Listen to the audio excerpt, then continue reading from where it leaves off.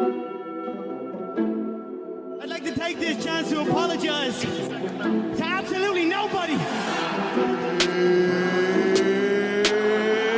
It's time!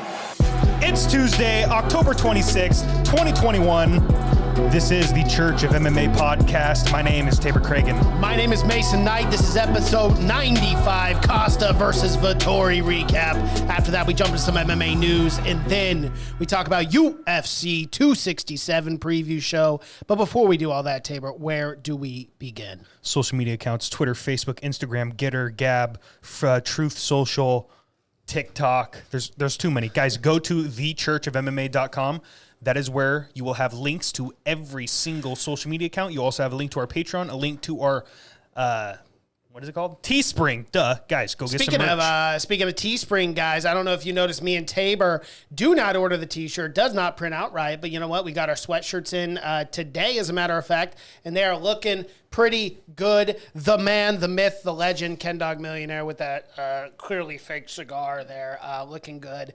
You guys can go get that, but just get the sweatshirt. Email and Teespring about the shirts, but the sweatshirt's printed out fine, so I don't get it. I don't know. Yeah, Too many questions. Weird. So, yeah, make sure you guys send in those emails.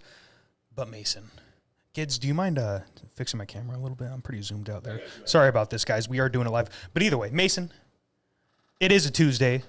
Elephant in the room. We did not go live a Sunday. We did not. We had a power outage here. We had a pretty bad storm, believe it or not, in Washington State, if you could believe it. But we had a bad storm. Power was out for 4 or 5 hours. I was able to do the Have You Seen It podcast, and like as soon as Cash left, it goes, and everything. We just lose power and everything. So we weren't able to do a show Sunday. So we're here Tuesday night. It feels really weird being here midweek, but glad that we were still able to get an episode in.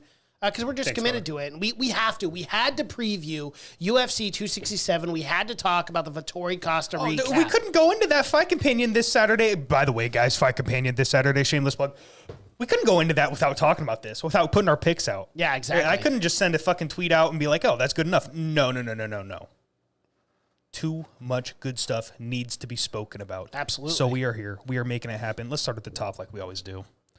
Paulo Costa versus Marvin Vettori. Paulo Costa, the man, the myth, the legend himself. No, Paulo Costa, I mean, what do we start to, where do we begin with this? Do we start with the 20-pound, or he came in at 96 kilograms? Is your headphones loud? Yeah. Okay.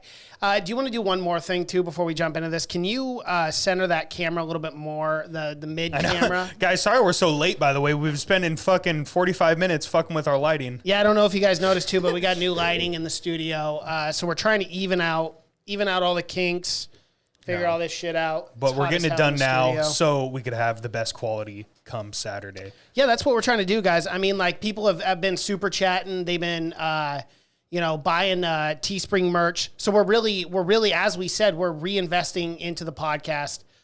Perfect. Yeah. Thank you. So we're reinvesting. We're trying to get better lights. We'd like to get better cameras eventually. But shout out to everyone who has super chatted, super stickered, bought merch. All of it goes back to the show. We're trying to up the production quality, and that's why you see these lights here. So, yeah, super excited for the future. Fight companion coming this weekend. But Paul, we gotta talk about this. Paulo Costa. Paulo Costa. The name will stick with him forever. Forever. He will never live it down. And you know what? I'm not trying to sit here and say that I predict these things or nothing like that. But at the same time, I told you, Israel Adesanya ruined that man. He ruined him. He was never the same. I mean, Paulo Costa, we thought at one point was never going to lose a fight. And then he goes out there and just, he didn't look terrible. I thought the body shots looked beautiful. And when he landed them, every single time I cringed because I was like, geez. Dude. But... it's just, he's not the same. He's not mentally there yet, in my personal opinion. Coming off weight by 25 pounds is inexcusable. And the fact that Marvin Vettori took this fight, what a gangster, bro. What a gangster. And, I troll Vettori a little bit because he's got a temper and I think it's funny. But I genuinely fucking love Marvin Vettori. I love what he does. And he is a fighter's fighter. Not very many people. I mean, you could probably count them on one or two hands. UFC fighters who would take a fight with a guy or girl who comes in overweight 20 to 25 pounds. but he took the fight anyway. He went out there, he dominated, he looked fantastic. So shout out to Marvin Vettori. What an awesome fight. What a funny sport this is. Because 1 week you could be the bad guy. You could be the guy nobody likes. You could be the guy that gets all the boos.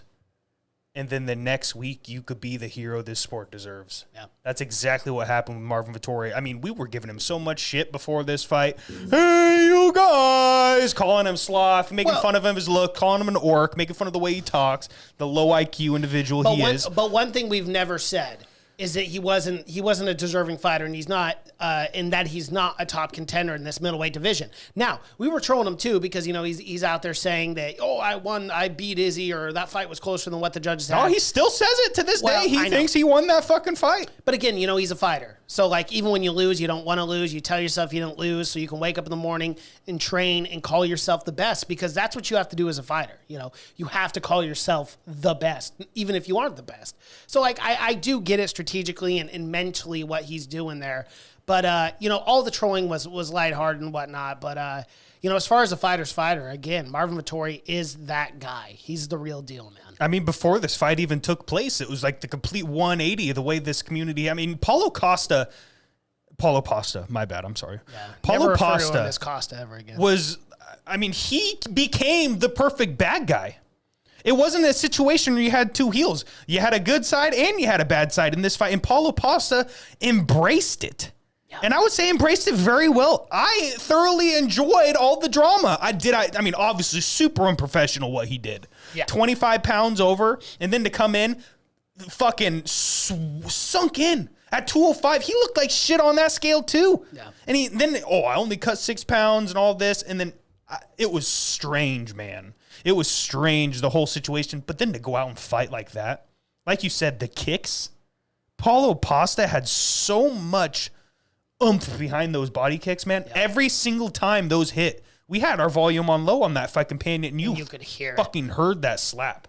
Well, and the toughness of Marvin Vettori is That's crazy. Exactly what I wanted to go to is Marvin Vettori's toughness. I mean, this guy got hit with massive shots and just walked through them. He didn't flinch. He didn't grimace. He didn't do any of that. He just kept walking through like a zombie, man.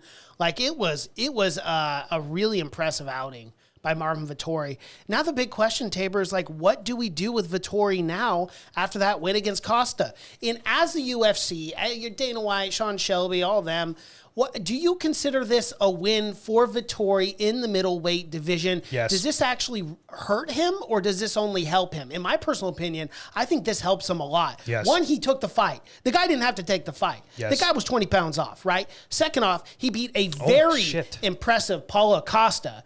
That was 13-1 coming in, just fighting the champ, and looked as good as he did. And this was a great rebound fight as well. Well, I'll answer your question right now. He moved up. He's number 2 in the rankings right now, middleweight. Good.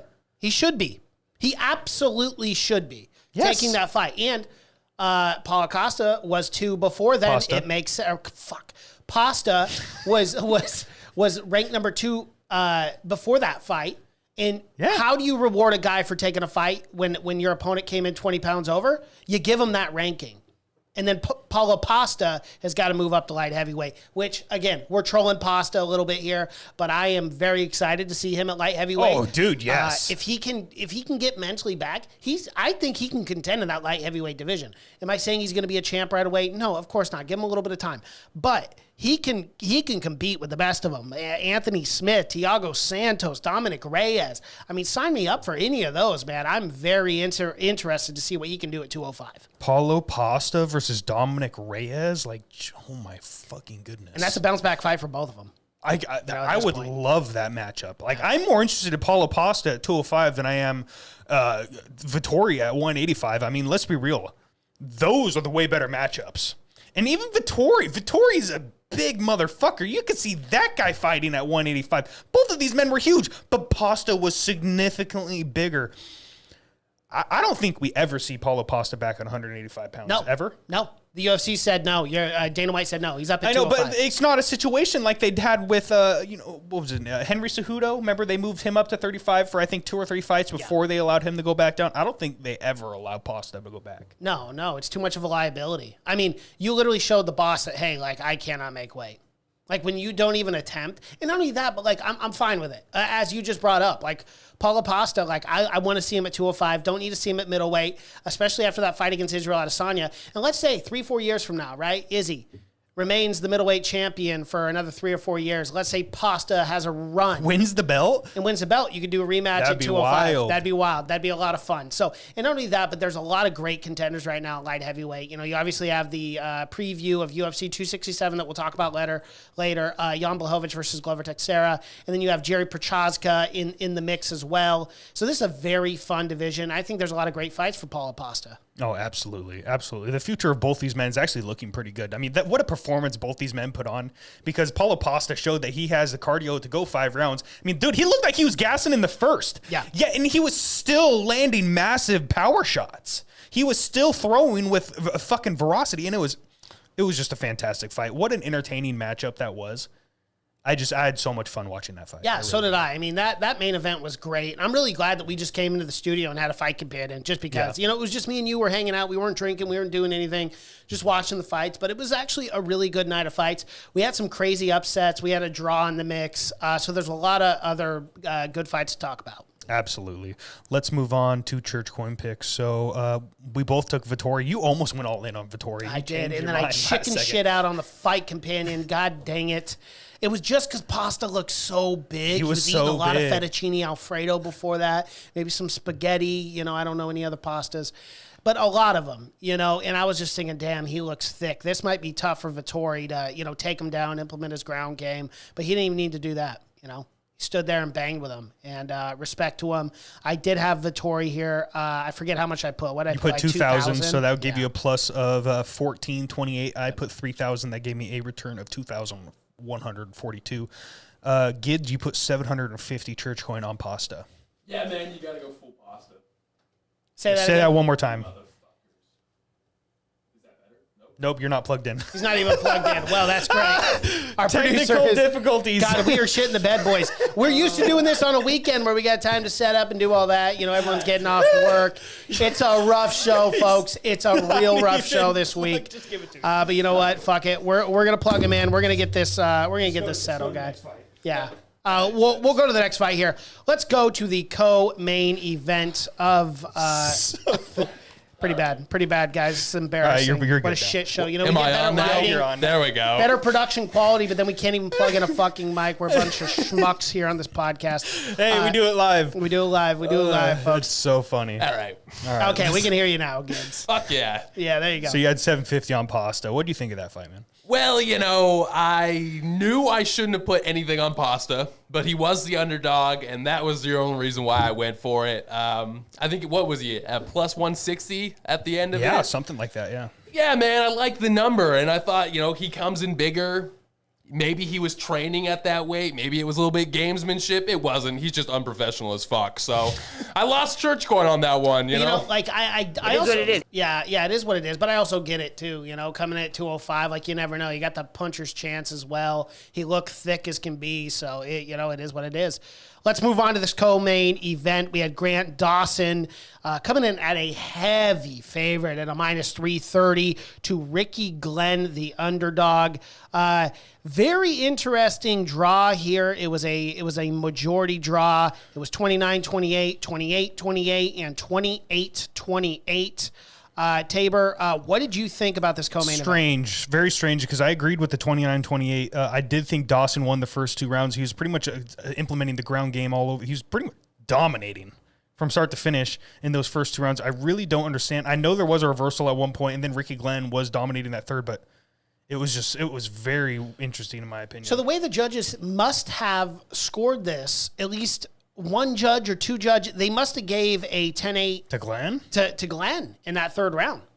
I got to go back and rewatch this fight, because if I remember correctly, it just seemed like that was just an absolutely ridiculous call. Yeah, I thought the judges were a little wild tonight. We'll get to some other fights. Don't want to spoil them too much, even though they've already been completed. But the Trinaldo decision was kind of wild. Yeah. So we'll get to all that. But as far as the fight goes, you know, Dawson coming in at a heavy favorite. I thought Ricky Glenn looked really good in that third round. And hats off to him, man. He was trying everything he could to finish finish that fight. And you got to respect that as a fighter, you know, after getting outclassed and outdominated in the first 2 rounds, in my personal opinion. So, you know, Grant Dawson now sitting at 17-1-1. You know, I made a huge church coin bet on this. I put 3,300 here.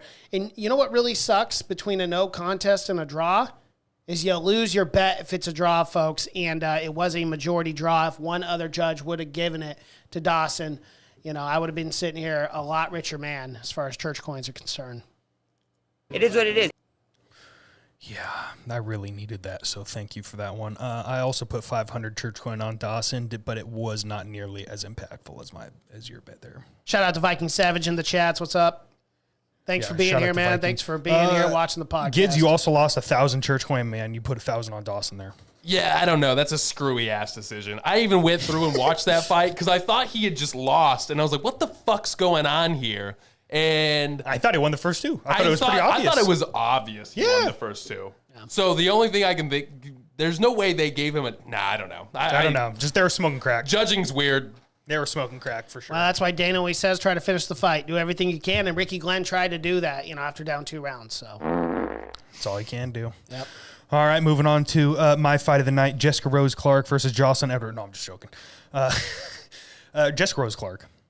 Just complete domination, really. Yeah. Took her down, dominated her on the ground. Did Wasn't exactly. landing a lot of damage. Like, let's be real. A lot of people were giving her shit online saying, hey, this is a boring fight. What the fuck? You didn't do any damage. You lost that fight. It's like, no, you controlled on the ground. That'll win you the fight. It'll win you the fight. And if you implement a good game plan and that game plan, you know, comes to fruition, you do everything you're supposed to do to win on the judge's scorecard. I understand it might not have been the most entertaining fight, but if that's a game plan going in, then she succeeded. Yeah. She won the fight. She won unanimous decision. 2 judges gave it 30-27. I mean, at the end of the day, as a fighter, you want to make sure you go in that octagon and get a W. And that's more important than putting on an entertaining fight. Yeah, you know? guys, if you want entertainment, go fucking follow her on her Instagram. It's that easy. All right, You know, I knew you were going to throw it. What a plug. You just can't help yourself when it comes to good-looking women in UFC. But it's just so funny. I love it. So she there knows it what is. she's There's doing. Tabor's minute. No, I know. She knows what she's done. She ain't Tabor. dumb. Tabor.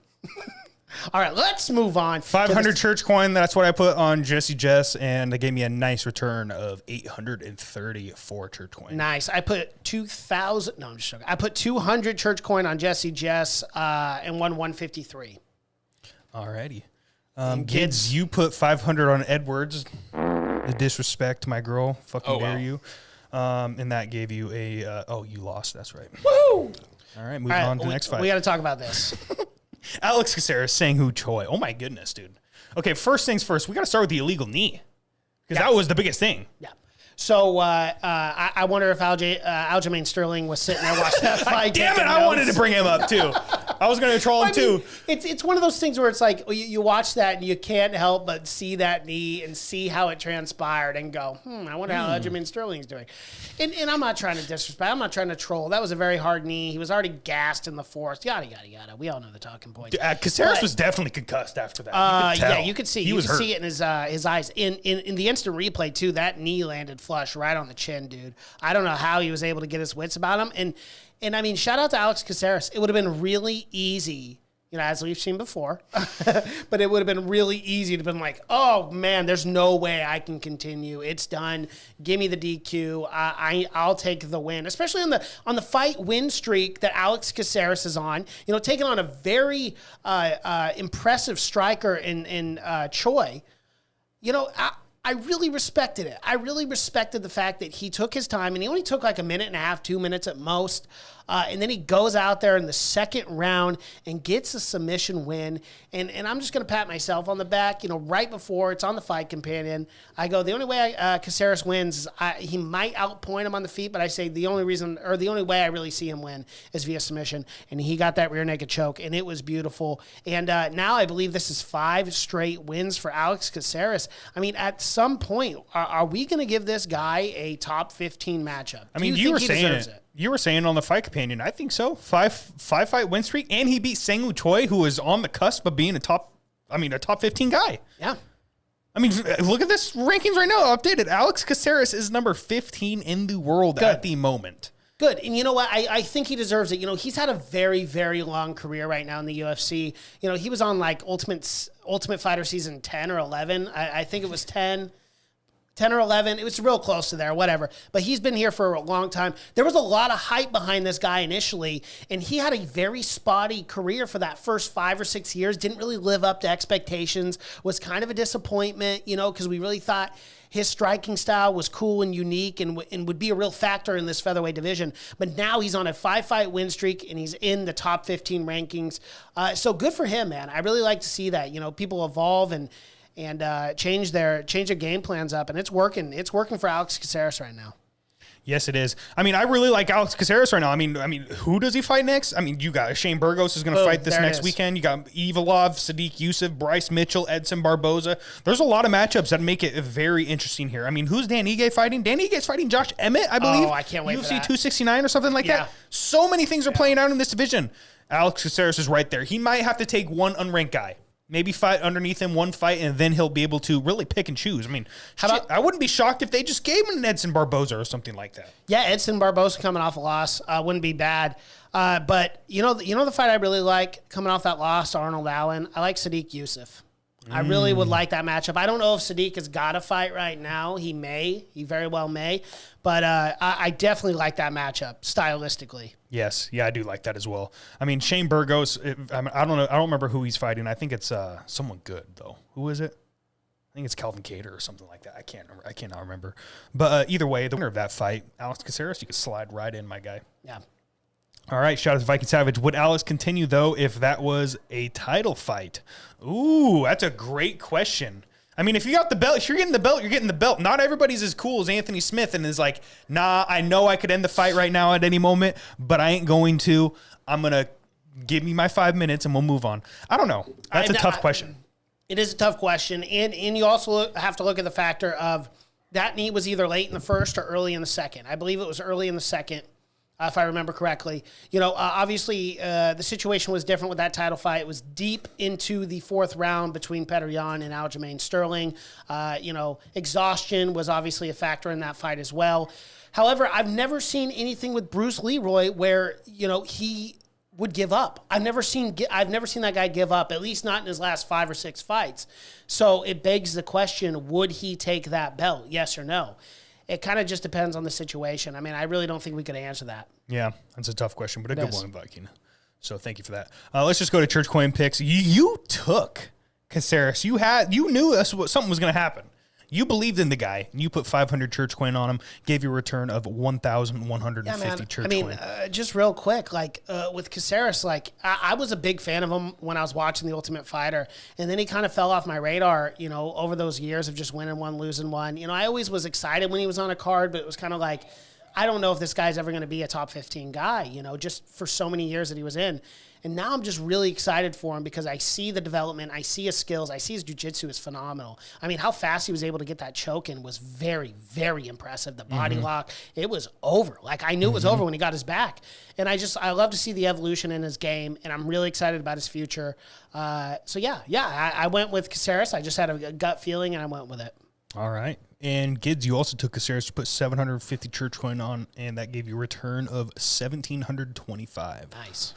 Hey, Bruce Leroy, still my guy. Yep. Yeah, I lost 280 Church Coin. Moving on to Francisco Trinaldo, Dwight Grant. This was when I first said the refs were smoking crack because I did not see Trinaldo winning that fight. Dwight Grant was just lengthier. He was using his length. He was using his well. He was keeping him back with the power. Yes, he was fighting backwards. He was taking steps back throughout that whole fight, but he was without a doubt landing the most damage, in my opinion. And it was really strange when I even heard that Francisco was in the fight. I did think he looked pretty good in one of those rounds, but I did think it was a pretty easy 2-3 decision for Grant there. It was a little bit strange. Well, there was a point deduction in this fight, was there not? I believe there was. No. Was it this fight? I can't remember, actually. I mean, let's look at the judges' No, scorecard that was the main event. There was a point deduction for Paulo Costa because I poked Vettori. Remember? Okay, then why does the judges have this 29-27, 29-27, and 27-29? Because it went the other direction. Well, I understand that, but if it's 29-27, it should be 30-27. So was there a 10-8 round? There was definitely not a 10-8 round for Trinaldo there. Oh, fuck. Yeah.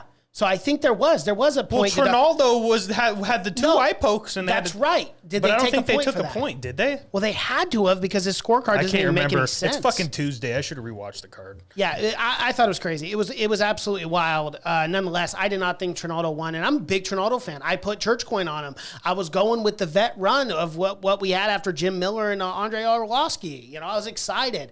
But no, I didn't think he won. I thought it was a very odd decision as well. But nonetheless, he won, and it is what it is. I put 200 church coin on Trinaldo and got a return of 166. All right. And I put 500 on Grant. Good for me.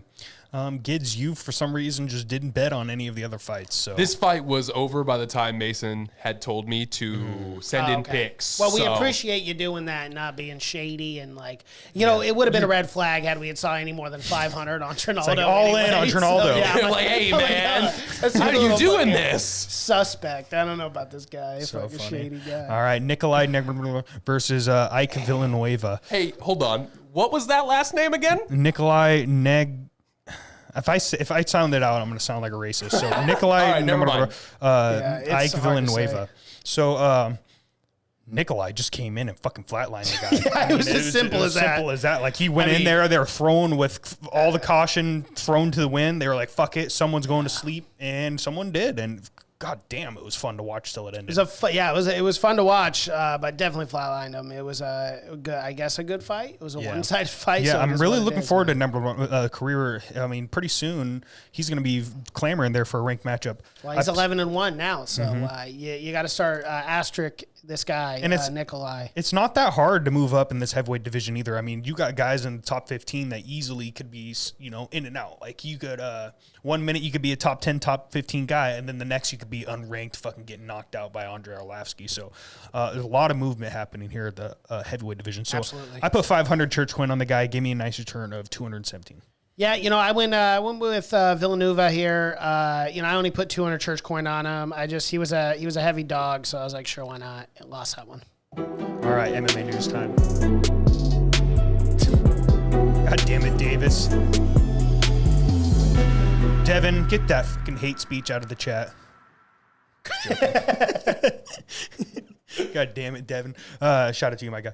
Thanks for showing up. So, yeah, I mean, as always, the biggest news starts first. UFC 270. It's kind of finalized. I mean, it's been out for about a week. We forgot to talk about it last week, but it's such a big matchup. We have to talk about it now. It is official. UFC 270 will be headlined in Anaheim, California by Francis Ngannou versus Seal Gane for the undisputed heavyweight championship. We are of the unifying the belts. And I'm so excited about UFC 270.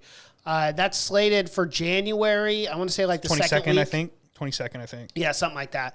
But I am so excited for this heavyweight main event. However, we have to talk about the news with Francis Ngannou. Obviously, we have it in the notes here. Doesn't want a new contract. However, I was kind of initially confused with the news that broke. So this fight is confirmed. The fight's confirmed. The fight's confirmed. It is happening. But Ngannou does not want a new contract, win or lose. I think he only has like 2 or 3 fights left on his deal as of right now. So, I mean, let's talk essentially, about he might fight it out. Yeah, let's talk. Okay, so yeah, no, he'll have to. He'll have to fight It's it either out, that or or he'll they sit on his or contract just sit. for years. Yeah. Or the UFC lowballs him with such shitty offers that he says no and then fucking has to sit and wait. Until his contract expires, and we don't know how long that contract It's like is. there's It could be several like 7 things that years. could happen, and a few of those are really, really bad. So let's just talk about the elephant in the room. Obviously, he doesn't want a new contract because I think he's seen what people like Tyson Fury are making, Deontay Wilder, Anthony Joshua, and I think Ngannou wants to make the move to boxing. I mean, it's pretty clear, if you listen to the guy's story, he talked about growing up in the sand mines and stuff and how much he wanted to be a boxer, how much he looked up to boxers. And obviously he doesn't have a good relationship with Dana White. It's a little spotty, they're not communicating well, I guess. So is he going to go to boxing? That's the question that I have. What do you guys think about that? I think so. So shout out to AJ Wolf. One left fight Oh, so yeah, he's fighting the Ngannou has lefty? one left. AJ Wolf, thanks for joining. Be sure to smash that subscribe button. And thank you and welcome to the congregation of the Church of MMA, my guy. Yeah, welcome. So if this is his last fight, that's news to me. I didn't know that. Maybe one afterwards, because I don't think this is his last fight. It'd be way bigger news. Yeah, I thought his contract was like one fight left. I thought it was one fight left. I thought that's why it was such groundbreaking news.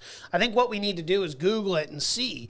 But let's just hypothetically say it's 2 fights, right? So he goes out there, Cyril Gane. If he loses to Cyril Gane, I don't know what fight is next for him, especially if he doesn't even want to be in the UFC. I think Dana White just AJ Wolf just retracted that message, so he might be wrong on that. I don't know. Yeah, shout out to Kevin Weeks. How are you doing, my man? Hey, what's up, Kevin Weeks? Thanks for being in the chats. But yeah, man, I don't know. I can't see anything here, but I don't know if this is his very last fight. Hopefully, it's not. I don't think it is. Or else I think we would know because it'd be way bigger news in my opinion. I think he has one fight left after this. So that's what I'm going to go forward with. I do think, to answer your question from earlier, though, yes, he is trying to go box. I think it's pretty obvious. You know who he's really seeing? It's not Tyson Fury. It's not Deontay Wilder. It's fucking Logan Paul, man. It's fucking Jake Paul. He sees that these kids, these YouTubers, are making millions of dollars fighting Twitter stars, fighting TikTokers, fighting Tyson Fury's little brother who fucking sucks. Okay, right. And I understand that, but like, let's not kid ourselves here. Logan Paul's not taking a fight with Francis Ngannou. No, he's fighting Mike Tyson. Okay, no, guys, I understand that, but Mike Tyson being 56 years old and the heavyweight champion Francis Ngannou are 2 completely different fucking fights. The one thing is I'm not saying he's gonna go fight a Logan Paul. Because I agree with you. If I was Logan Paul, I would avoid that fight like the fucking plague. So I get what you're saying. I thought you just I'm just saying, I think he's seeing those kids make money fighting cans and nobodies and goes, why the fuck can't I do that too? That's what I'm saying. Yeah, but I completely disagree with that. I think Francis Ngannou wants to be a legitimate boxer. Yeah, can I chime in on this one real quick? Yeah, go ahead. Hold on one sec. I think he wants to be a legitimate boxer. I understand what you're saying with Jake Paul and making money in the sport of boxing, but there's no tomato can out there. Francis Ngannou is not even a big enough draw to fight tomato cans and make tens of millions of dollars. I think Francis Ngannou legitimately wants to be a boxer because you're not just talking about the money. You're not just talking about being a heavyweight. You're talking about legacy as well. And I think Francis Ngannou wants to have that legacy the same way Tyson did, the same way Muhammad Ali did, all these great boxers. I don't just think he wants to make tens of millions of dollars. Go ahead, good. I absolutely agree with Mason. I think he's boxing to be a champion. I don't think he's going to box, just to fight like random guys, just to make some money. Like if he's going to do it, he's a competitor. He wants to win championships. Could you imagine being the UFC World Heavyweight Champion and then walking into boxing and taking over that world too? Like for a legacy, you're boosting your legacy through the fucking roof with that shit. And to be honest, he's the biggest domino to fall first because Nate also one fight left on his contract. Nate's a guy that you could go see and fight the Paul brothers and do all those kind of money fights. I don't think Nate would go do boxing for like a title or anything, but he's the biggest domino that could start a chain reaction of guys who are on their last fight and it's like, fuck it. We're going to make more money in boxing. This isn't worth it. And not everybody has the draw that some of these dudes do, but I just think what Francis is capable of, the UFC is not going to pay him for that. Go somewhere else. Get paid. Call me crazy. But you know what? We have seen glass ceilings been shattered before. Double champs like Conor McGregor, right? You had Triple C like Henry Cejudo. You're crazy. I know where you're going. Okay. Well, just let me go there. Francis Ngannou is the heavyweight champion of the world in the UFC. He goes out there and fights a few years in boxing, becomes a heavyweight champion in whatever organization, WBC or whatever it is, right? For the first time in history, we could have an athlete jumping back and forth between organizations and become a super megastar, the likes with which we have never seen in combat sports. Conor McGregor actually did it. I mean, think about it. Conor broke that ceiling in a sense, but Conor, it was not taken seriously because he fought Mayweather, which wasn't a title fight, yada, yada, yada. But what if Ngannou's path is going and potentially winning a heavyweight belt in boxing and going back to the UFC and defending? I don't think Dana White would ever do it, yada, yada, yada. But if Ngannou's a big enough star and Dana White sees the money, he might just allow Ngannou to come back to the UFC. Crazier shit has happened before, and if the dollar signs match up, it could happen. Yeah, I agree. It's a long shot, but it is what it is, you know? I have to ask this before I say anything. Can Francis Ngannou win a world championship fight? I have no fucking idea. I've never seen the guy box before. And that's a great question to ask. But bro, I'm not gonna say shit. I have no idea. I have no idea if Ngannou can go out there and win a heavyweight belt or even contend. I'll say it. I'll fucking say it. No. See, no. I just don't think you know that for sure. Look at this guy's fucking story. This guy shouldn't even be fighting in the UFC. He's overcame so much. Would it be fucking shocking if this guy was to go into boxing and start crushing people? Yes. I just don't think it would be. I think the level of talent is that much higher in boxing. I agree. I don't know, man. You know what I'm saying? I think you throw Ngannou in there with fucking Fury. Fury's gonna piece him up. You throw him in there with Wilder. Wilder's gonna fuck him up too. Right now, I would say, but like give him 5-6 years. Give him maybe, some years. Then, let him box a little bit. Let him get a taste for it. Let's see how he looks before we just outright say no. You know what I mean? That's why I can't say no. I'm not sitting here saying he can contend with those guys at all. Like, I'm not. But again, I have not seen him box professionally. Therefore, I can't just assume that he couldn't win in a boxing fight. Yeah. You know, at least with a top 10 guy or something. I mean, let's keep in mind, Francis Ngannou has got a crazy amount of power. It's kind of the Deontay Wilder situation, man. Like, that guy wasn't supposed to be a boxer either. And then he went out there and knocked 50 people out in a row, you know? And I get it. They're two completely different sports. But if Ngannou markets himself right, if he takes the right fights and gets kind of a warm-up, a sense of boxing, who knows in 4 or 5 years what he's capable of doing. As Gideon said, his story is phenomenal to begin with. And what a story. I mean, the guy already should have a movie made on his life. Imagine if he went and boxed for 4 or 5 years. And here's the thing. You're getting both fans too, because everyone in the UFC would watch Ngannou boxing. It might revitalize boxing in a lot of ways. I mean, I never watch boxing. The only fight I ever watched is Tyson Fury because I love Tyson Fury. I love what he does. I love Deontay Wilder. I like the heavyweights. But that's it, man. That's really it. Francis Ngannou could revitalize the boxing world. You know, I'm not saying I like it. Let's be very clear here. I want him to stay in the UFC. I want him to remain the heavyweight champion, or at least fight in the UFC, be a top contender. If he loses to Cyril Gane, yada, yada, yada.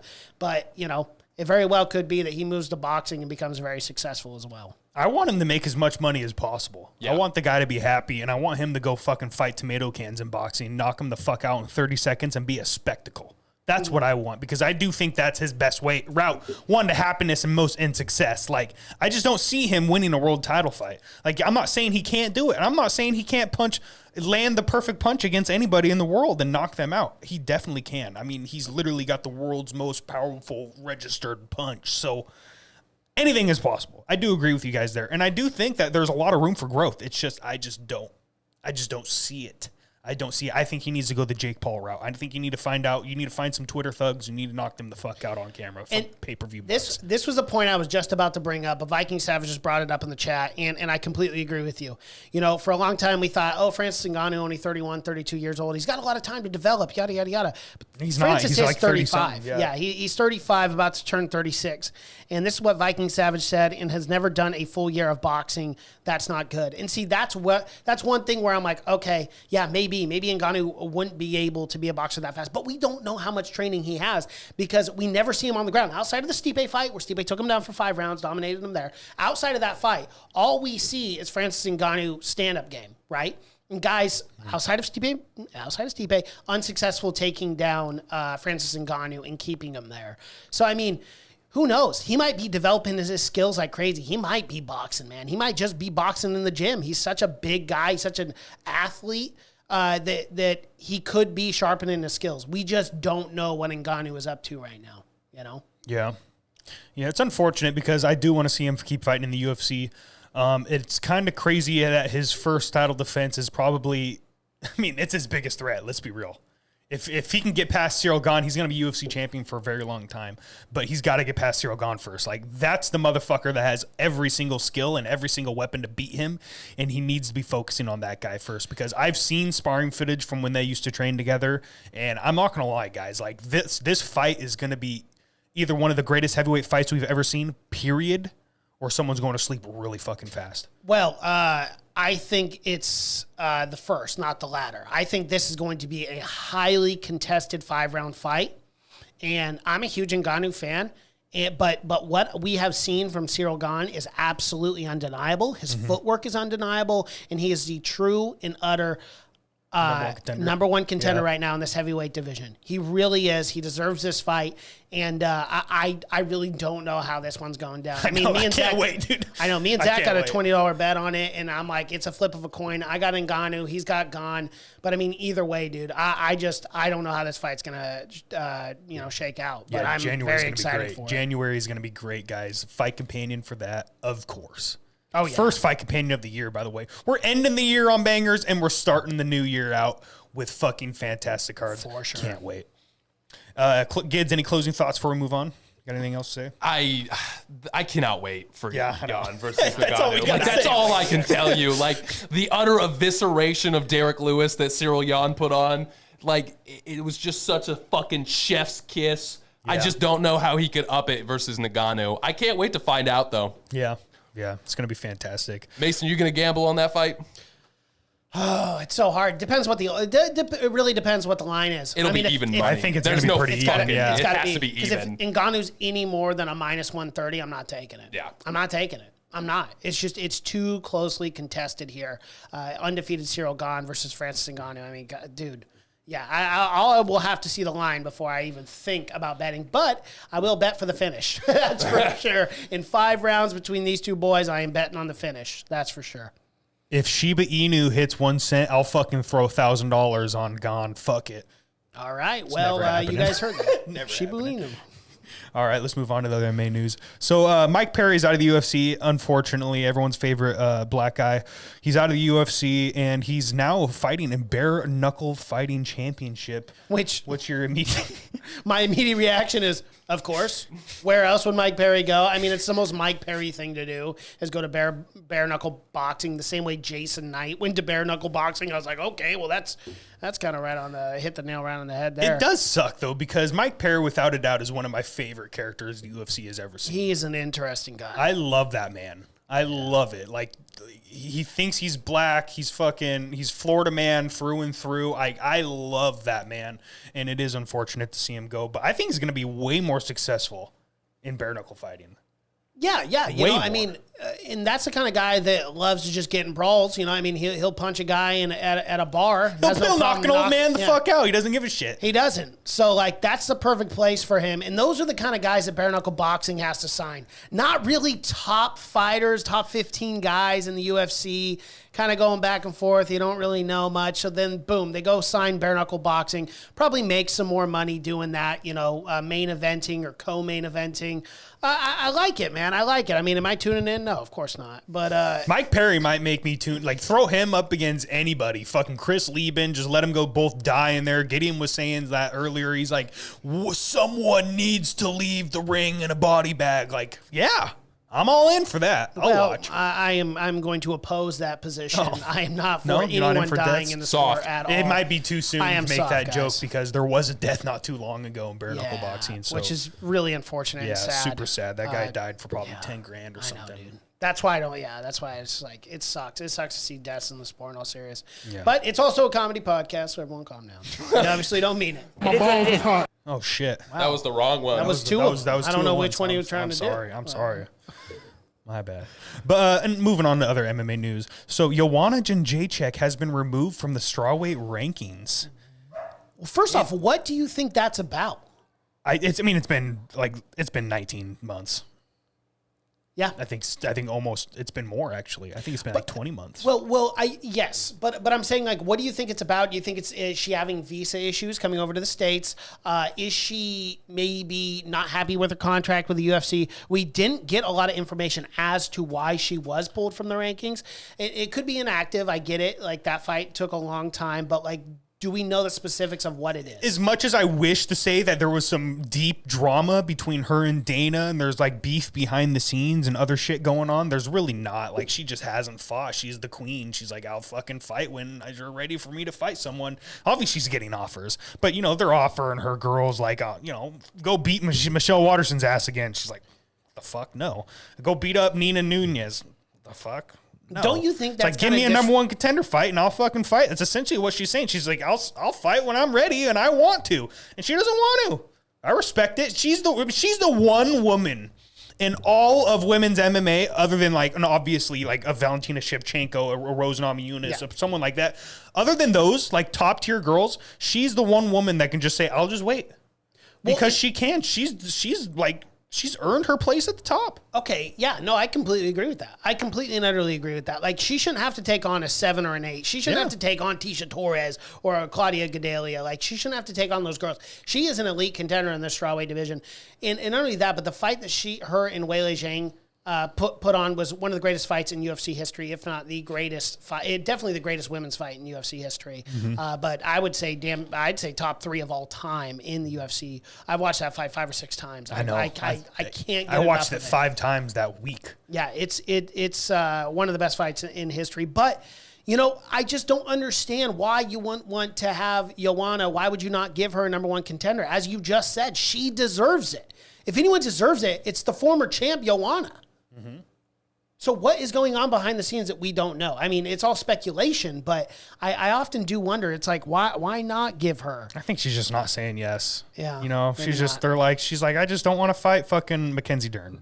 She's like, why the fuck she should have to fucking fight someone else to fight me. That's just the way she looks at it. Yeah. And you want a champion. She doesn't give a fuck. No. She doesn't give a fuck. She's going to come back eventually. I do think the fight to make is a Carla Esparza rematch. Because Carla Esparza is very mad that she's like getting completely passed up and they're just doing this Zhang Weili rematch. She's got a point though. So I mean, she's the real number one contender here, other than a Zhang Weili. Well, and it is interesting too that you would give an immediate rematch to someone that got head kicked in the first round. And that's no disrespect to Weili Zhang. I love her. I think she's a phenomenal fighter, and the title fight that she had with Joanna was incredible. But I do get Carla Esparza's point here. Like, I do feel for her. That does suck to feel like you're kind of bypassed, But how many times has the UFC done that? And I'm sorry, at the end of the day, with the UFC, the dollar signs are what talks. What sells more? Carla Esparza versus Rose Namajunas, or Rose Namajunas versus Weili Zhang? Yeah, that's an easy one for me. It's an easy one. So unfortunately, it is what it is. It is what it is. But that's business, and that's how the UFC rolls. Yep. I mean, dude. Eventually, Carla Esparza is gonna have to take a fight. She's saying no. She's saying she wants to wait for this title fight to fall in her lap, and that's not gonna happen. Like, Dana White even said that's the worst mistake you could make, is waiting for a fight, because then we're just going to pass you up. We'll end up doing a Marina Rodriguez versus somebody, Yan Zhao or some shit, and then they'll pass you up for the title shot if you don't take a fight. No, I definitely think the next fight's pretty easy for Carla Esparza. It's Marina Rodriguez coming off that very impressive win against Mackenzie Dern. Or Joanna Jędrzejczyk. It's the only ones you say yes to. Right, but that is if Joanna's fighting, we don't really know. So, yeah, you're totally right. Outside of Joanna, I mean, Marina Rodriguez, she deserves it. That's the number one contender fight. You got to take one more. If we got to see guys like Leon Edwards take fight again, then you just got to take it. It is what it is. That's business. It is what it is. Absolutely. Let's move on to the last little bit of MMA news. I don't have tweets pulled up because that'll turn into a whole fucking 45-minute long spiel. But Tony Ferguson is back in the Twitter sphere, at least. Doesn't have a fight announced yet. Well, that's always fun. But, Nate Diaz called Tony Ferguson out. And when I first saw that tweet, I was like, oh, shit. What a fucking matchup that would be, one. And then Conor McGregor has to chime in, of course. We can't go a week without talking about Conor. I know. Oh, God. Yeah, I don't even want to. Well, he chimed in. He's like, no, Nate, we have unfinished business. And then Tony called Conor weak, said, where the fuck you at, McNuggets? I've been calling you out for years. Nothing. No chime back. You never acknowledge my existence. Notice me, senpai. Notice me. That's what he's saying, essentially. And he called Conor weak, said he has a weak leg, says he's got a weak chin, says he sucks. And then Conor, of course, said, hey, you're mentally ill and fucked up. Go beat your wife or something like that. Like, yada, yada. I'm not going to pull up tweets. Bro, Yeah, I don't care about the trilogy, man. I just don't. I don't care about the Nate Diaz Conor McGregor trilogy. Does anybody? Can I just be honest with you? Go for it. Go for it. Does anybody give a shit at this point? The last fight happened in 2016, right? 17? It's Yeah. been It's fucking been, yeah, it's been like goddamn 5 5 years. Yeah. Not only that, but like Conor's behavior was, I guess, it was defended a little bit more because he was champ. He was a dominant winner. But, you know, now he's like 1-4 in his last 5 fights. And now he's like punching DJs. He's punching MGK. Like, it's just like these antics aren't cool. Like, they're not a good brand for you anymore. Now you're just a fucking bully. You're a loser, a literal loser. And I know I said this last week. You're a fucking bully boy loser. We got to get that soundbite for that Darren Till. I'm going to pull it up for the But, you know, like, it just, the act doesn't work anymore because you're not a winner. You're a loser. And now you just look desperate. You look desperate, Conor. Like, coming from a guy who's got, you know, $250 million, you're not, you know, desperate, but you're desperate to get fights. He's desperate for attention. Desperate for attention, yeah. Because, like, that's the thing with this sport, man, is you can be on top of the world. You can literally be the king of the universe in this sport. And then when it's taken all away, sometimes these guys just can't react to that. They want that forever. It's like a rock star, you know, the pinnacle of the band, and they're sold out with a crowd of 200,000 chanting their names, singing their songs, and then they kind of just fade away into the wind, right? They just turn to dust. That's kind of what we're seeing, the revelation in Conor McGregor's career right now, and he's grasping so hard to get that back. And you know, in a lot of ways, it would be sad if he wasn't such a shit person. Right? So like I don't have sympathy for you. I don't really care. And I just want to see you wither away in the wind and just fuck off. Okay, right? He's like an annoying fly. Like I just want to Let's get back on topic. What fight? So you said it. You don't give a shit about Nate and Conor 3? I absolutely fucking don't. No, I'm more into Tony Ferguson, Nate Diaz. I love that fight. And that fight should have happened a few years ago, if I'm not mistaken. So give me that fight. I'm with Mason. Give me Tony versus Nate. It's going to be crazy. It's going to be wild. I don't give a shit to see Conor fight in the octagon again. Go box fucking Manny? some Yahoo off the street or the old man that you kicked out of the bar. Box the DJ. That'll be a good one. I bet it'll be fucking competitive. Go box Jake Paul. Like, let's just be real. That's what he's got to do. Yeah, do Conor, go something. box Jake Paul. I tune in that because that's an absolute shit Go show. make Triller $1 billion. Go fucking sell your whiskey. Go sell your soul. Go fucking beat women. I don't give a fuck. Just Don't do that one. Yeah, don't stay over there. do that one. Stay over there, Conor. Don't do that. Just stay over there. I agree with you guys. Beat men, not women. Oh, don't pull a John Jones. Allegedly.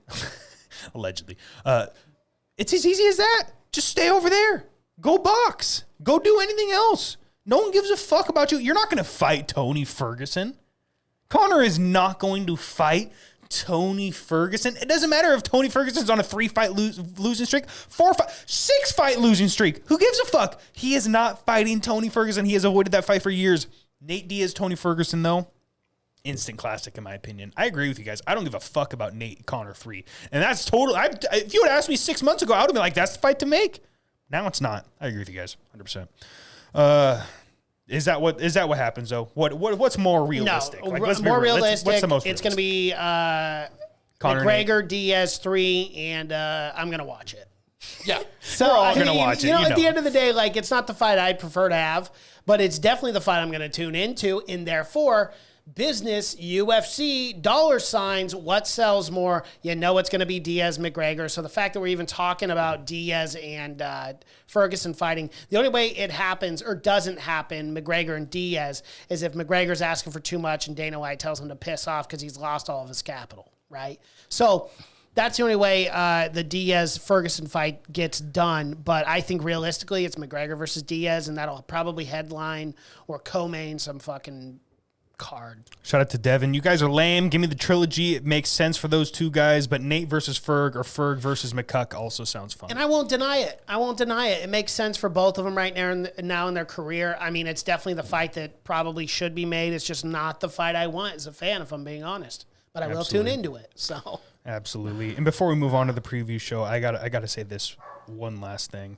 UFC couldn't handle how much culture Mike Perry brought to the table. Shout out to Viking Savage for that one. Let's move Move on to the preview show. Preview show. Yeah, let's go. Let's do it. UFC 267. Come on.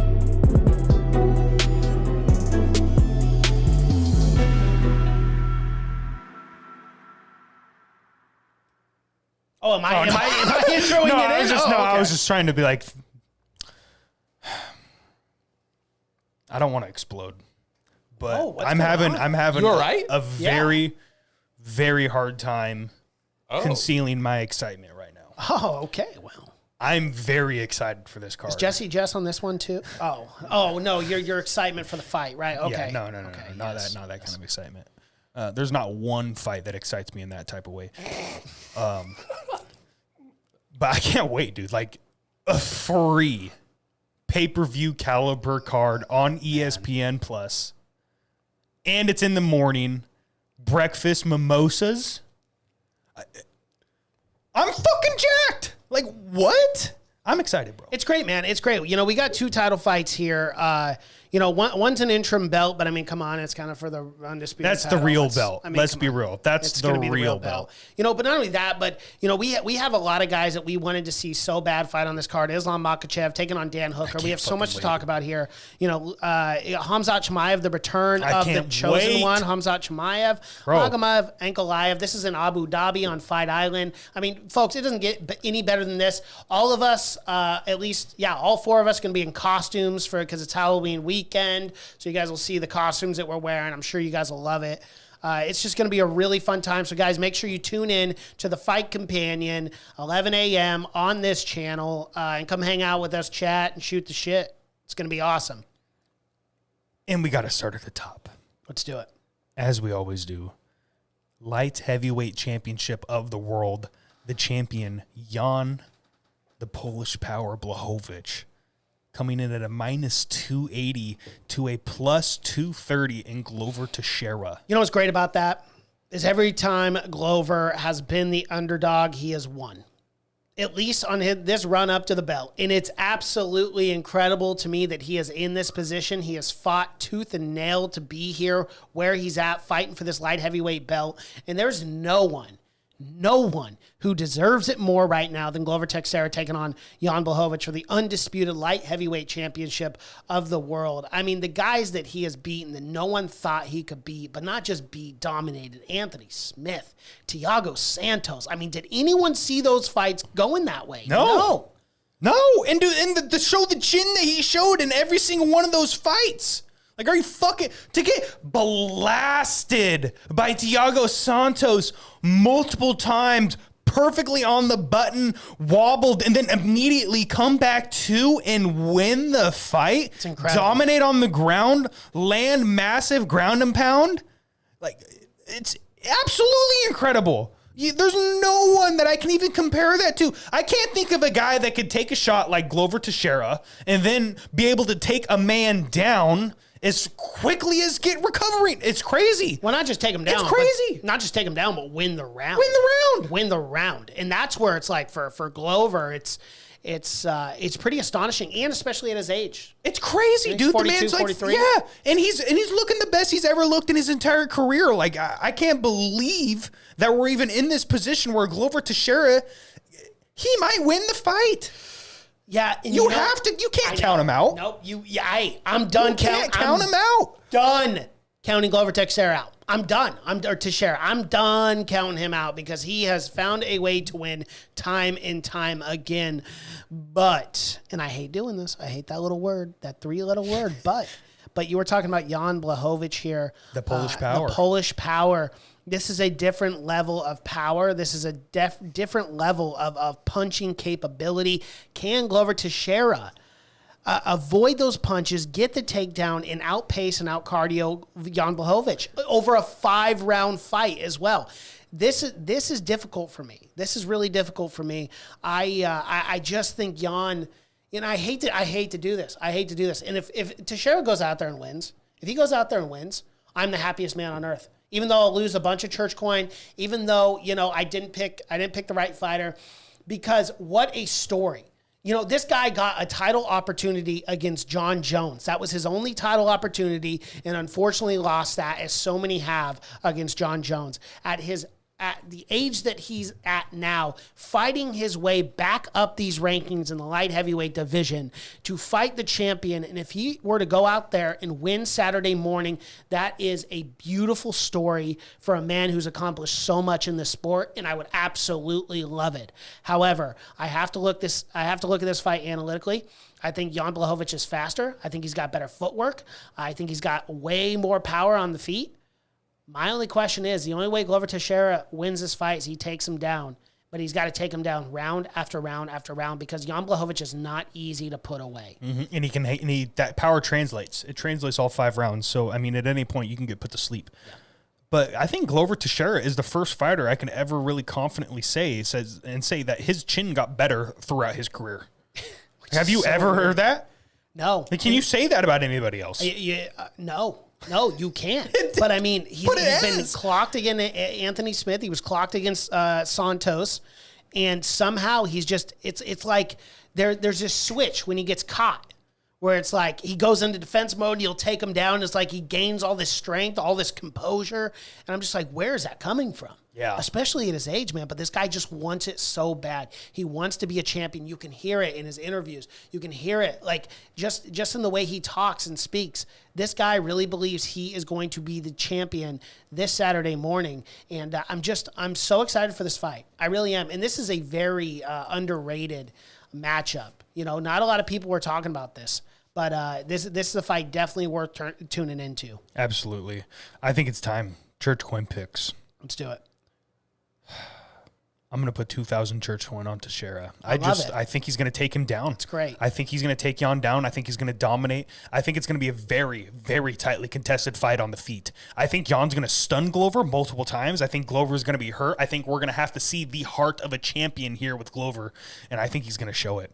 I think Glover's chin's going to hold up. I think it's going to be 3-2. I think it's going to be extremely tightly contested. I would not be shocked with a split decision. I think this fight's going to be so close. I think everyone's going to be clamoring, and I hope this is a fight of the year contender because, I mean, on paper, it could be.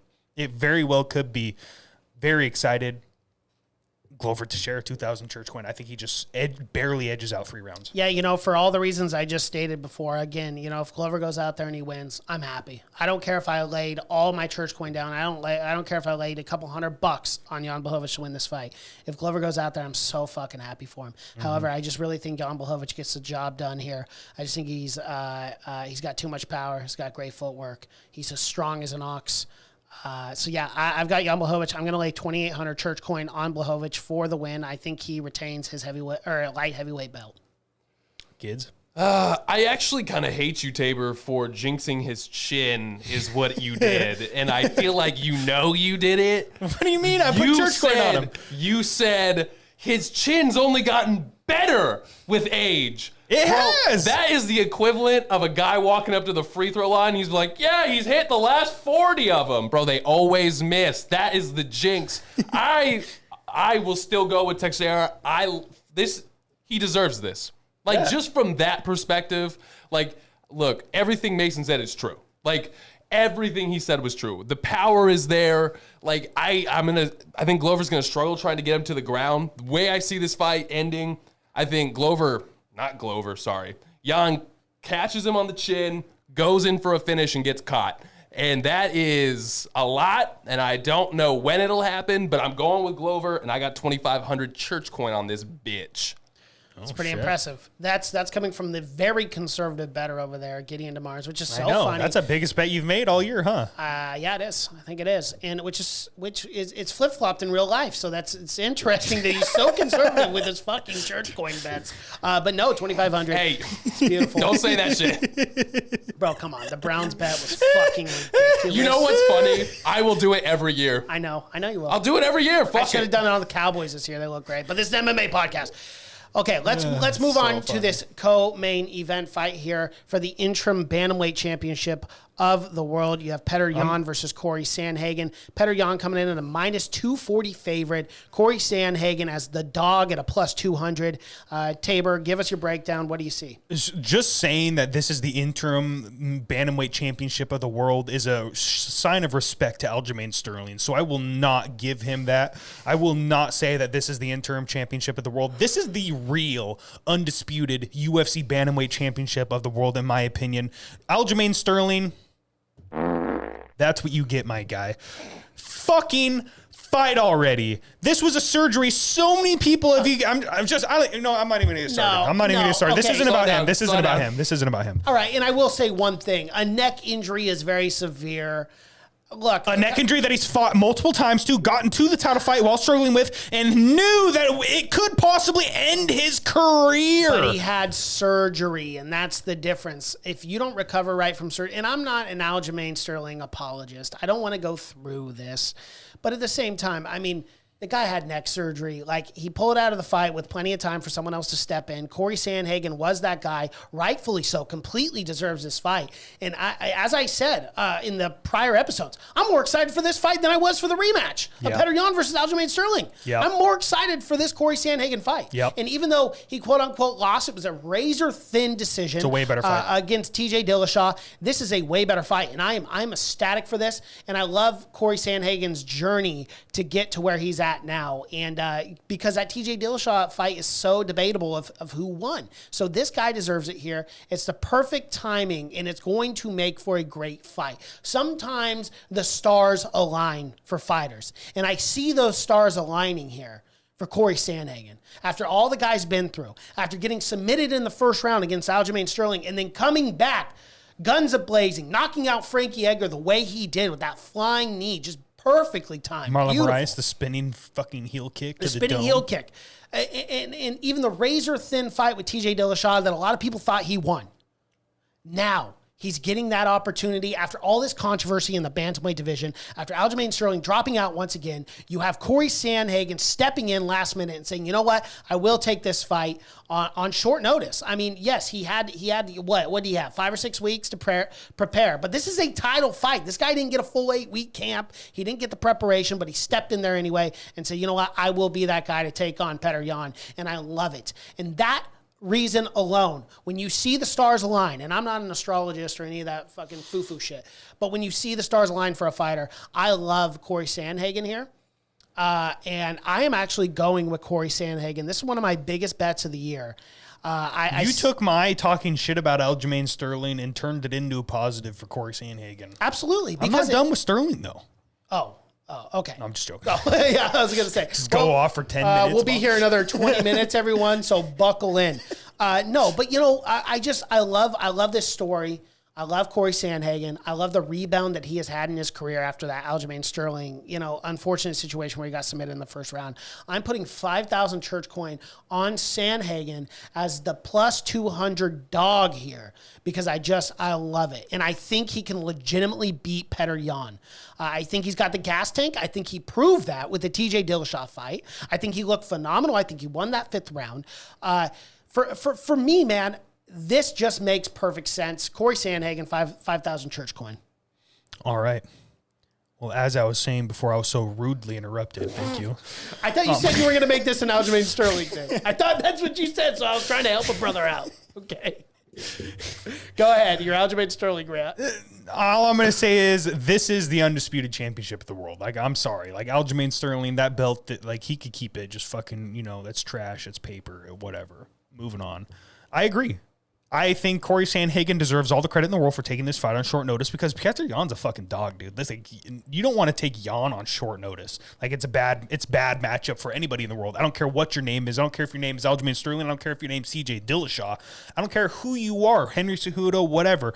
Petr Yan is a bad matchup for most of these guys.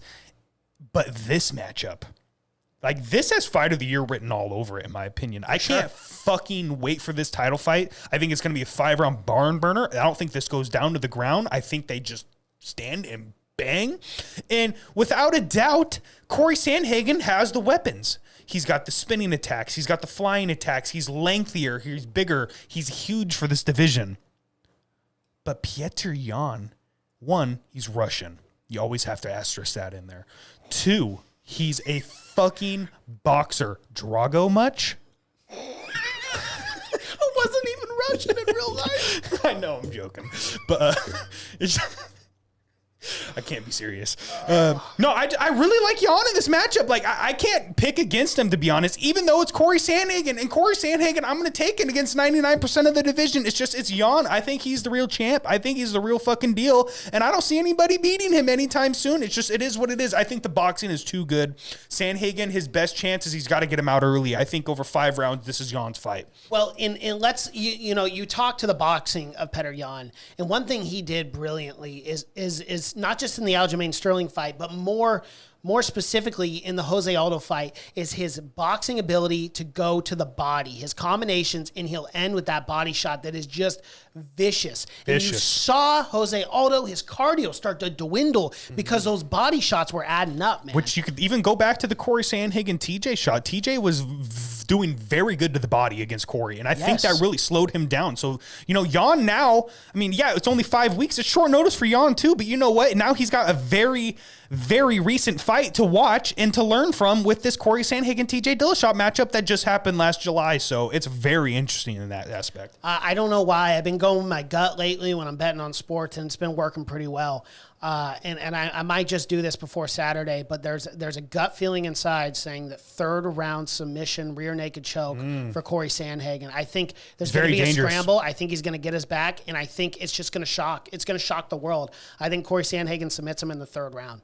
That'd be fantastic. Yeah. That'd be absolutely fantastic. But I'm sticking with Jan. I do think the boxing's too good. I think it's too crisp. I think it's got too much power. He's going to keep Sandhagen going backwards, and Sandhagen going backwards isn't as dangerous as Sandhagen going forward. So Petr Yan, I'm going to put 2,500 church coin on him. All right. Well, it's always sucks going after the both of you because you say everything I have to say. But look, man, I think by the end of this fight, we could be looking at a very close split decision again. And I think this is going to make the division even more of a mess. Absolutely. I swear to God, right. We're going to have a barn burner just like TJ versus Sandhagen, and we're going to have the same goddamn argument, and this isn't going to clear up anything at all. And then Sterling's going to come back, and it's going to be he's going to be a prick about it, calling, hey, I'm the real... No, fuck this. Look, man, I'm going with Jan, even though Mason fucking almost sells me on every one of his picks. He's so goddamn confident in it that I believe in him. But I'm going to go...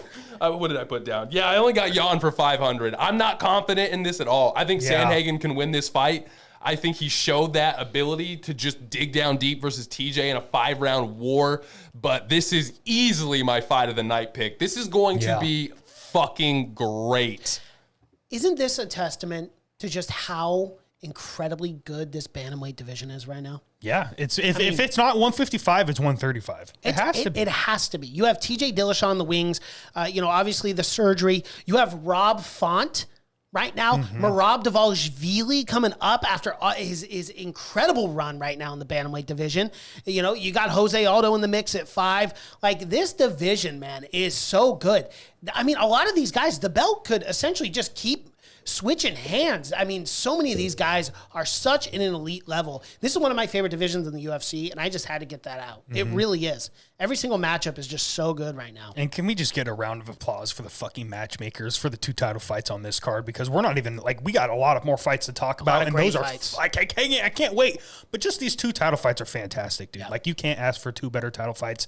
And especially a free UFC card in the middle of the day. Guys, Fight Companion, make sure you tune in and subscribe to the podcast. We will be going live the second the main card starts. Hit us up here. Absolutely. All right, let's move on to the first non-title fight of the night. We have Islam Makhachev coming in at a -700 to a +500 Dan Hooker. Another short notice matchup. Dan, the Hangman Hooker, decided, nah, I don't need to see them kids. Fuck them kids. I'm staying here in America. I don't think that was that a direct quote? I don't think that was a direct quote. Oh. I think you're thinking about. Yeah, I don't think he told his kids to go fuck themselves. Oh, okay. I think that was Jordan. It was, but it's all right. Oh, it makes sense.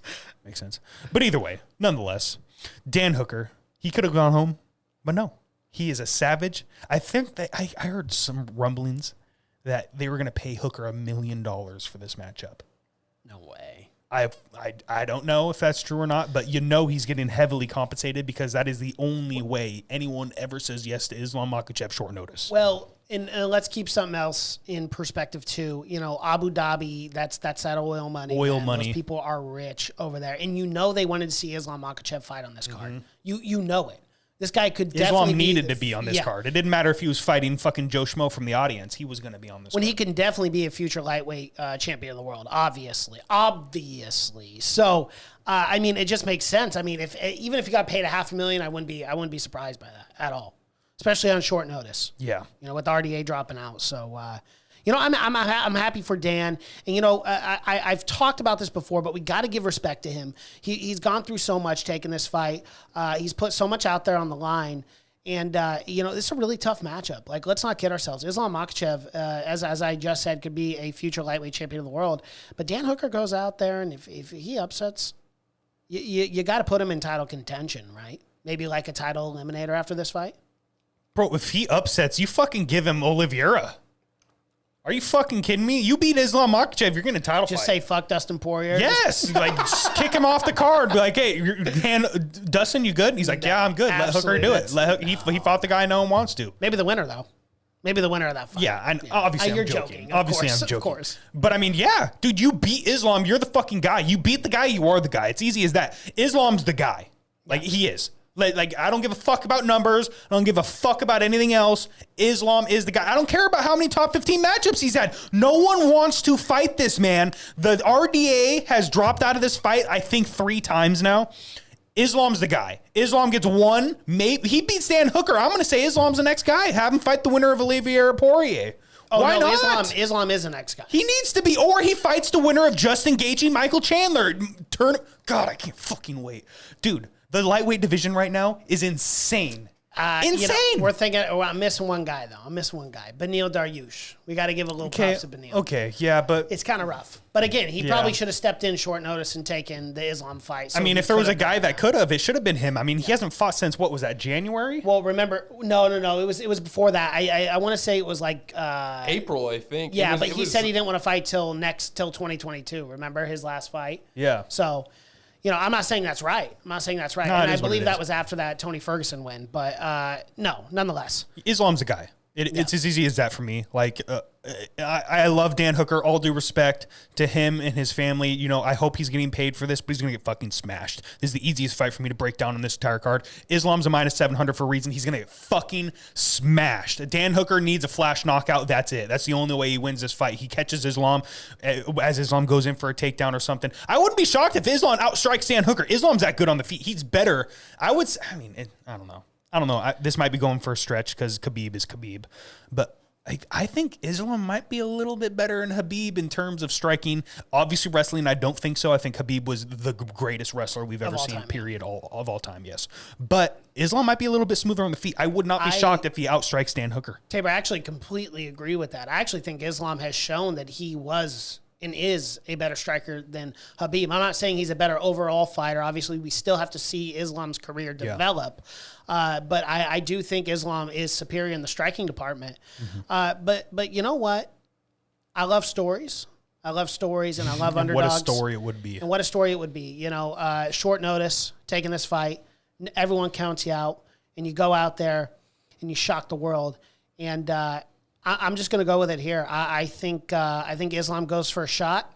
Dan calculates and times it perfectly, and you're going to get Islam leaning in a little too hard.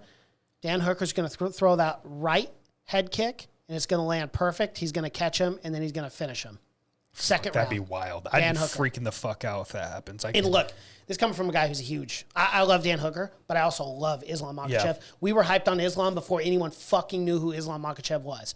And if Islam goes out there and wins, obviously not going to be surprised. Heavy favorite. It makes sense that he's going to win. But I'm going with Dan here. I'm just going to start going with my gut on shit. Dan Hooker, second round head kick, TKO. It won't be a knockout, but it'll be a TKO. That's what I'm thinking here. I'm putting 500 church coin on Hooker at a plus 500. You're crazy. Yeah, no, I absolutely am. You're fucking whack. I love it. That's crazy. I love it. I love it though. I love it. I'm also putting church coin on Hooker. I think Islam's going to win the fight. I'm just not going to do the minus 700. It's ridiculous. Like I'm not fucking throwing a million church coin down. Like, what's the point? It's minus 700. You're barely going to get a return on that. I'm just going to put 100 on Hooker just to keep it minimums because for shits and giggles. But Islam's winning this fight. It is what it is. All right. It is what it is. Well, Tabor, I like to think the opposite. I like to take easy wins. So I put 5,000 on Islam because fuck you guys. What's your return on that? I don't know. Not a lot. On a It's minus, not a lot. On a minus 700, it would be about 700 or 800 church coin. Fuck yeah, I'll Worth take it, I that guess. shit. Yeah, I mean, that's worth it. Why not? 700 church win. All right, let's move on to the next fight of the evening.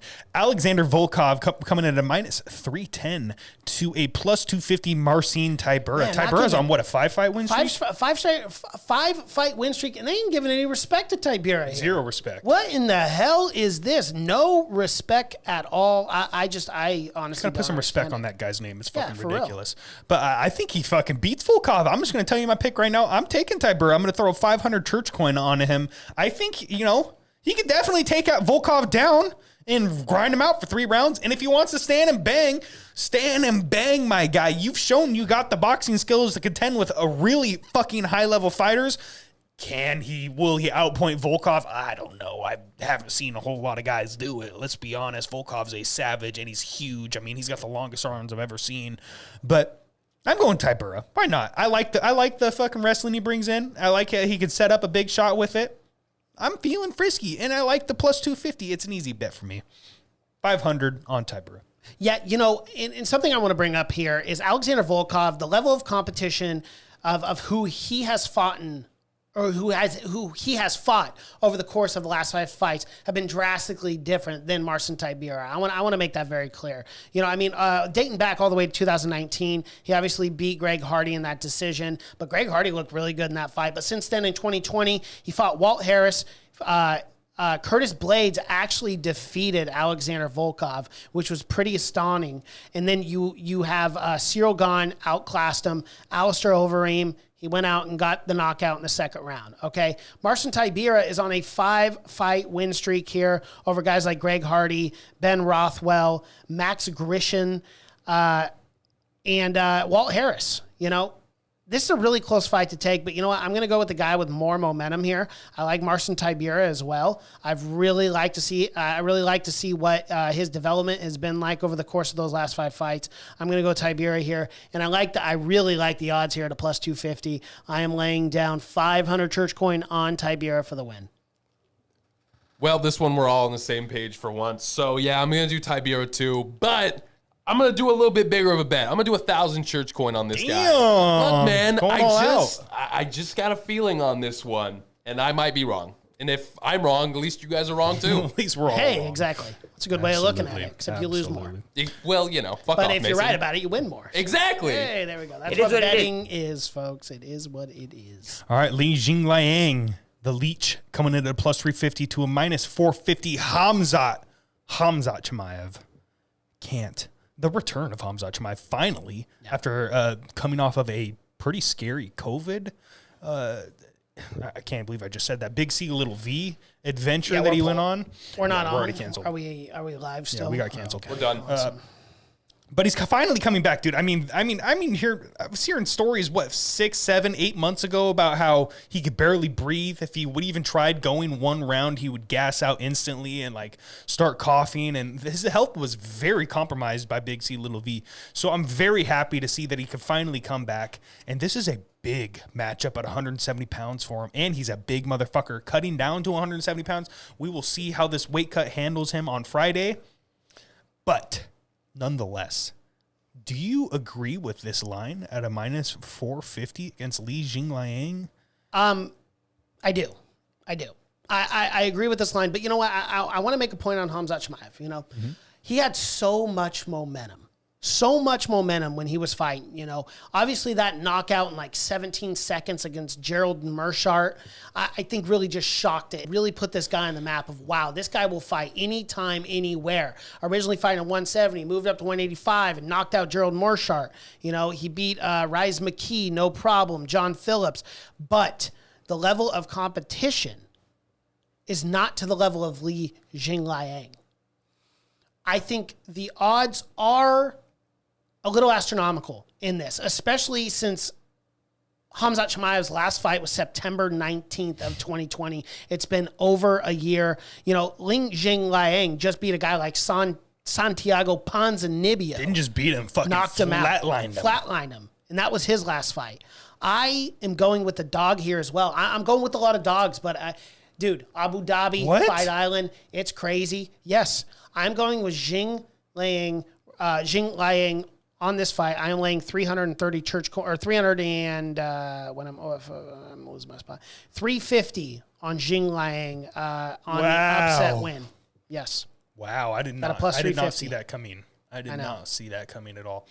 The disrespect. Dude, if I'm right on all these, Abu Dhabi is not going to be a happy place. It's not going to be a happy place. But I'm bound to be wrong on a few of them. But I don't know. I like the dog in this. I just can't pass up those odds, especially after knocking out Ponzinibbio the way Jing Liang did. He's got power in his hands, man. I think he's a real legit fighter. And Khamzat Chimaev taking that long break. We haven't seen how he is. This is his first time back in the octagon after getting big C, little v. We don't know how compromised he is. We don't know how ready he is. You know, a lot of that was due to him training even though he was so sick because he just wanted to get back in the octagon. We don't know what kind of long-term damage that is. We don't know if we'll ever see the same Khamzat Chimaev. I hope we do, and obviously I don't wish that upon anyone. Like, I really hope he's 110% healthy, but we don't know. We haven't seen it yet, and if I'm breaking down this fight, if I'm picking the odds, I like a plus 350, so yeah, I'm going with Li Jingliang. 350 church coin. Khamzat Chimaev was matched up with Leon Rocky Edwards. Yep. Multiple times. It was. The fight fell through, obviously. Mm-hmm. I would have taken him in those fights. I'm just going to say that first. I think Khamzat Chimaev's the next 170-pound champion. Wow. I think it's only a matter of time until he gets that Kamaru Usman fight, and that I can't fucking wait for that one to happen because I don't know who the fuck's going to win that. Oh, I'll tell you right now. I think Usman. Kamaru Usman. Without a doubt. That's easy. I think pound for pound, greatest probably fighter right now. But I don't know. Dude, the fucking Dagestani style wrestling? I know he's not Dagestani. I think he's Chechen. But yeah, still, bro. But it's close enough. Usman catches him with that You jab. need a last name like Chimaev, you're fucking Dagestani. You might as well be, even though his flag's from Sweden. But Khamzat Chimaev, dude, the wrestling, the level of ground and pound, and the striking as well, the power. Like, I'm sorry, Ling Jingliang, but I think you're going to get smashed. I think you're going to get ground to the mat, or you're going to get knocked the fuck out. Khamzat Chimaev is that good. I do think he's the next big thing in this 170-pound division. I think he could be a big thing in 185 pounds as well.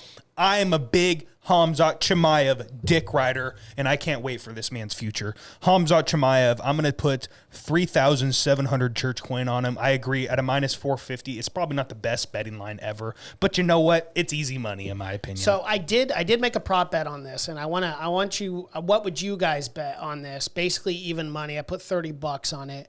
The over under on this fight for 1.5 rounds. Oh. What would you guys? What would you guys bet on that? So kids is for you. See, I would take the over. Yep. So would I. That's what I bet on. I bet on the over. Honestly, I disagree with you, Tabor. I think this fight goes to decision. I think this is going to be his truest test yet, and I think he's going to win. But I'm going to put 500 church coin on Khamzat Chimaev. But I do think this will be his toughest test. Like, I think. I'm not even going to try it. It's God, I'm fucking it up. Right. Li Jingliang. God damn it. Yeah, so yeah, let's just do 500 on Khamzat Chimaev because I can say his name. We used to call Liang Jingling. Yeah, we used to think that was his last name, and it's Jing Liang. Jingling like a Christmas song. I like a Christmas song. Yeah. So fucked up. You can go up to our earlier episodes. We thought that's how it was we were pronounced. literally calling him Jingling for months. I know. Great. You know, you don't know what you don't know until you know. So we're getting pulled is what I'm hearing. So Who knows? funny. If they're going to pull us for that, they'll pull us for anything. Oh, so funny. I love it.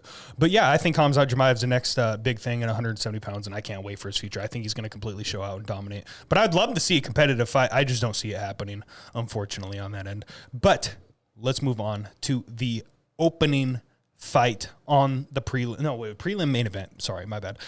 Magomed Ankalaev coming in at a minus 340 to a plus 270 Volkan Ozdemir. Holy fucking shit. I think they moved this on the main card because Amanda Ribas versus Verna it's a main card Jaroba. fight. Yeah, this is a main There's card six, fight. There's six fights on the main card? Yeah. Yes, sir. No fucking way. Yeah, dude, the UFC spoiling the hell out of us. I love it. Oh, my goodness. But yeah, Magomed Ankalaev, Volkan Ozdemir, I don't even know where to start. Dagestani freak wrestler. Also has got some of the craziest striking you've ever seen in your entire life at 205 pounds.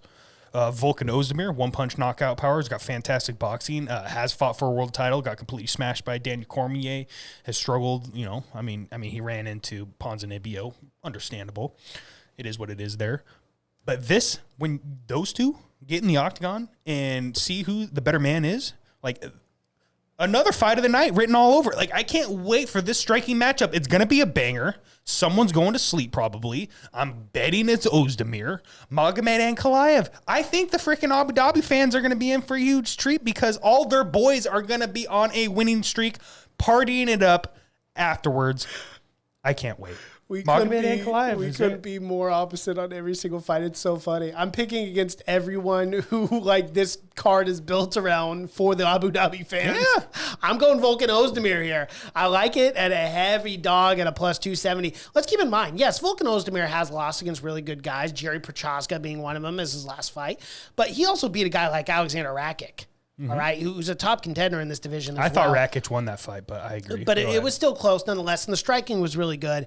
But Magomed Ankalaev, Nikita Krylov, he knocked out Ian Kutalaba twice. I mean, this guy's the real deal too, and I'm not putting any shade on him. I like the line here though at a plus 270 for Volkan Ozdemir, and therefore I must lay 500 church coin on Volkan Ozdemir. I think the way he wins is he'll have to outpoint him. I don't see him knocking out Magomed Ankalaev. But as far as the striking and what I've seen, I think there are levels to this. I think Volkan's just a little better in the striking department than Magomed Ankalaev. I think the way Ankalaev wins this is he's going to have to take him down and kind of ground him out. Maybe some dirty boxing up against the fence, get Volkan tired. I think that's the best way he wins this fight, but I think Volkan will outstrike him. So 500 church coin on Ozdemir. You put Volkan Ozdemir and Magomed Ankalaev in a kickboxing bout, Magomed Ankalaev wins. You put Volkan Ozdemir, Magomed Ankalaev in an MMA match, Magomed Ankalaev wins. He could beat him on the feet. He could beat him on the ground. He's better. He is the better fighter overall, in my opinion. It is what it is. It is what it is. I'm going with the freaking Abu Dhabi crowd tonight, baby. I mean, it is what it is there. I think they're going to sweep. They're going to dominate. I can't wait. Can't wait. ZSO Gaming shout out. It's a great card. Islam will be tested. If he wins, do you think he will get a title shot? We talked about that earlier, but real quick, no. I don't think he'll get a title shot, but he will be worthy of one. He should get a title shot. He should get a title shot. Let's be real. Yeah. He should, but it won't happen. Tony Ferguson, they'll find a way to get him into a number one contender fight. But I also don't know who else there would be after the Dustin Oliveira fight. You got Beneil Dariush. No, you got Michael Chandler, Justin Gaethje fighting UFC 268 the weekend after this card. That's so right. That's right. So the winner of Islam that will fight? probably have to fight one more after this if he does beat Dan Hooker, which is so unfortunate, depending on how that fight shakes out, But no, Islam's right on the cusp of a title shot. And I'm telling you, if he goes out there and absolutely dominates Dan Hooker, I'd love to see him just get a shot. I mean, how many guys are, if he wins this fight, he'll be 21-1. How many guys right now in the lightweight division are 21-1? Let's get fresh faces in there, new faces. Chandler's got a crack at the belt. Gaethje got a crack at the belt with, obviously, Habib. So, at this point, I'd rather see Islam fight for the next belt if he goes out there and beats Dan Hooker. But Islam Oliveira is the matchup to make, man. I mean, obviously, we got to see what happens with Oliveira Poirier. You know, anything can happen there. But if Oliveira wins that fight, Islam versus Oliveira, that's the dream matchup that's huge. right there. That's huge. That's one of the biggest fights you can make, period, UFC. So can't wait for the future. Everything's looking fantastic. We have gone a full hour and a half on this episode, and I'm actually shocked have gone this long. Did you pick... Oh, did you make the Ozdemir fight? I didn't pick the Ozdemir We're fight. just moving right on along. No, it's cool. We got questions to answer, man. So yeah, I went Ankalaev on this one. Look, man, Mason, I love the decision pick, but if it goes to decision, there ain't no way in hell they're letting their hometown boys lose. It's just not gonna happen. There's no fucking way. Dana's putting money in envelopes. I don't know how it works. I'm not there. And if Ozdemir starts winning on the feet, you're not going to tell me Ankalaev can't take him down and dominate him on the ground too. So, Yeah, so I went Ankalaev, and I have 500 church coin on him. Any fight that I feel like could go to decision, I'm giving it to the hometown boys. They're not hometown, obviously, but you know what I mean. Yeah. I'm not going to continue on much more than that. But yeah. So it is what it is in that situation. I can't wait, guys. Fight Companion. This Saturday, starting at what? Probably go live around 11, right? Yeah, 11 a.m. Well, we're going to have to, actually, and I actually need to see when that Ankalaev Ozdemir fight is, because I definitely want to be live for that. Yes. Because that's going to be a banger, and someone could definitely go to sleep in that. So we need to be live by then. So we need to show up here early, tip-top Magoo. Everyone needs to be bringing breakfast. I'm going to be here at 8 a.m. Okay, I swear to God, I'm bringing a griddle. I'm bringing pancake batter and bacon. Okay. We're making fucking pancakes, bacon. I'll put the bacon inside the pancake. Yeah. I'm so we just fucking need to, excited. I know, dude. I'm so excited. And how often do we get a Saturday morning Fight Companion? That's going to be awesome, man. I'll be in charge of the pancakes and bacon. Someone else be in charge of the mimosas. Okay, I'll get the mimosas because, you guys know me. I've never cooked in my life. I refuse to. So I'm a fucking chef in the kitchen. I love it. All right. All right, guys. Well, we're about to do the second serve. We're about to. Be sure to subscribe to our Patreon. Cosmo Reverb, shout out to you, dude. You just upped your monthly cost. We only charge $4.99, and he doubled it. He's paying he's paying like $10 a month. So shout out to Cosmo Reverb, man. You're awesome. Definitely gonna be getting you that shirt as well. We need to right away because we really do appreciate it. But we're doing a second service, guys. We're going to be talking about some crazy things going on that we're not allowed to talk about here on YouTube, of course, because due to the censorship, they're absolute batshit crazy on this medium. Devin, you want to come run the 1s and 2s this weekend? Just let us know. Hit us up, okay? So then you could bring in eggs and bread. Oh yeah, I guess he could. I mean, Mikhaili was going to. She'll be pissed, but whatever. Yeah, he can come and run them. It is what it is. It is what it is, brother. All right. It's up to you, my guy. All right. Is it time? Yeah. No, Patreon. So, Patreon. Patreon. Guys, exclusive vlogs, exclusive podcasts, talk about all this kind of crazy shit. The shit we don't talk about on YouTube goes on the Patreon. So you're going to want to hit us up. And also, thechurchofmma.com. Everything is there. I'll say it one more time. thechurchofmma.com. Either way, Devin, if you want to come over and watch that Fight Companion Saturday morning, you are more than invited, more than welcome, bro. So Absolutely. Twitter, Facebook, Instagram, at the Church of MMA. Guys, go follow us if you aren't already. We're trying to make you guys laugh. Hit us up. YouTube, subscribe, hit the like button, smash it, share it with your friends. Get us to 1,500 subscribers. I'm Tabor Cragen. That's Mason Knight. This is the Church of MMA podcast.